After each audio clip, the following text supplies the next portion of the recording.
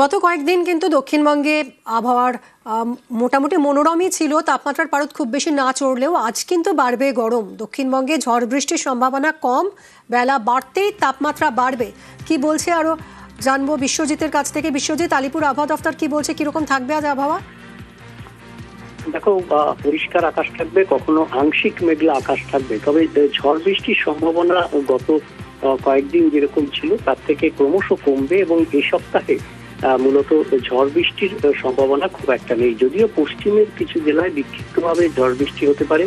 পশ্চিমের জেলা পুরুলিয়া, বাঁকুড়া, পূর্ব ও পশ্চিম বর্ধমান এবং বীরভূম, মুর্শিদাবাদ এই জেলাগুলিতে বিক্ষিপ্তভাবে ঝড় বৃষ্টির সম্ভাবনা, বজ্রবিদ্যুৎ সহ হালকা থেকে মাঝারি বৃষ্টি এবং তার সঙ্গে 30 থেকে 40 কিলোমিটার দমকা ঝোড়ো বাতাস বইতে পারে।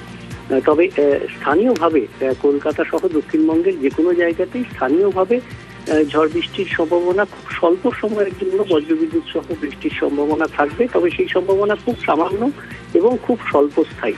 তবে যেটা বাড়বে সেটা তাপমাত্রা, অর্থাৎ যে তাপমাত্রা কলকাতা এখন 34 ডিগ্রির কাছাকাছি সর্বোচ্চ তাপমাত্রা, সেটা 36 থেকে 37 ডিগ্রি হতে পারে এবং তার সঙ্গে যে জলীয় বাষ্প রয়েছে এর ফলে গরম এবং অস্বস্তি ক্রমশ বাড়বে। একদমই বিশ্বজিৎ, দক্ষিণবঙ্গে যখন গরম আর অস্বস্তি বাড়বে সেই কথাই বলছে আলিপুর আবহাওয়া দফতর, তখন উত্তরবঙ্গে কিন্তু ভারী বৃষ্টির সতর্কতা। দার্জিলিং, কালিম্পংয়ে ভারী বৃষ্টির পূর্বাভাস। পার্থ রয়েছে সঙ্গে, আরো ডিটেলে জানাবে পার্থ। ইতিমধ্যে কিন্তু বৃষ্টি শুরু হয়ে গেছে উত্তরবঙ্গের বেশ কিছু জেলায়। কোচবিহারেও কিন্তু ধীরে ধীরে বৃষ্টি শুরু হয়েছে, অন্যদিকে সমতলের শিলিগুড়ি সেখানেও কিন্তু বৃষ্টি শুরু হয়েছে।